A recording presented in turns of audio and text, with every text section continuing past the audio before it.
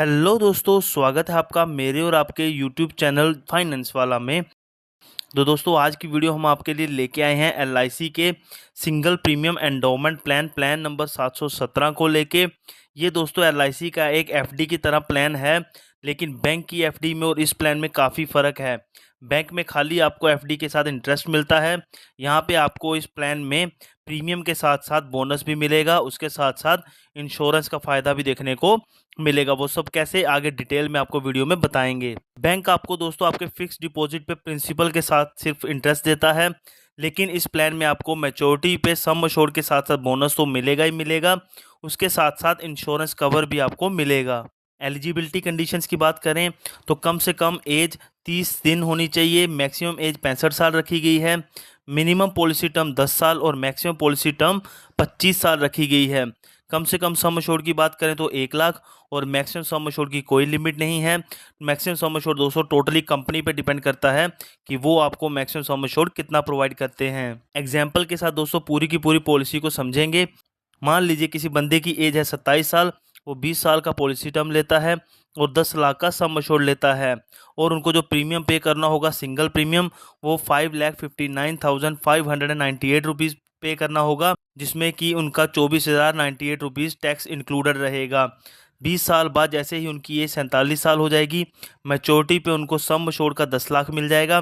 तो as of now दोस्तों LIC अपने 1000 के सम अश्योर्ड पे 43 रुपीज़ का बोनस देती है। तो हमारे केस में 1 साल का बोनस हो जाएगा 43,000, 20 साल का बन जाएगा 8,60,000 रुपये अप्रॉक्सीमेट, और लास्ट में फाइनल एडिशन बोनस के रूप में 70,000 रुपये।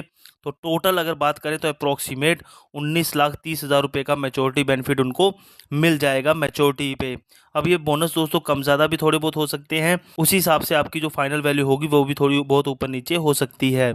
अब दोस्तों डेथ का केस देख लेते हैं। मान लीजिए पॉलिसी ली उन्होंने 27 साल की एज में, और 10 साल बाद 37 साल की एज में अगर उनकी डेथ हो जाती है, तो नॉमिनी को डेथ बेनिफिट्स के रूप में सम अश्योर्ड के साथ साथ बोनस उनकी डेथ होने तक जो भी बना होगा वो दे दिया जाएगा।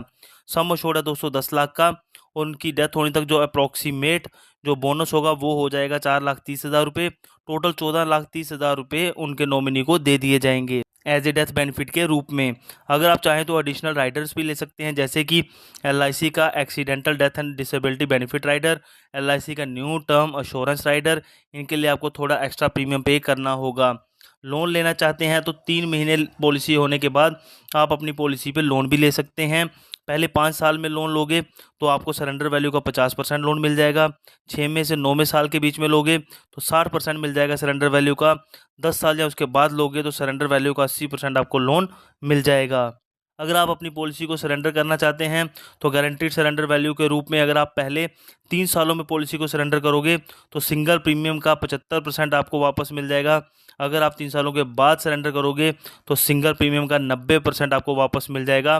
टैक्सेस को छोड़ के, टैक्स आपको वापस नहीं होंगे। तो दोस्तों इस पूरे के पूरी पॉलिसी को हमने डिटेल में समझाया आपको इस वीडियो में। वीडियो अच्छी लगे तो वीडियो को लाइक कीजिएगा, ज़्यादा से ज़्यादा अपने दोस्तों में शेयर कीजिएगा। मिलते हैं नई वीडियो में, तब तक के लिए बाय बाय, टेक केयर।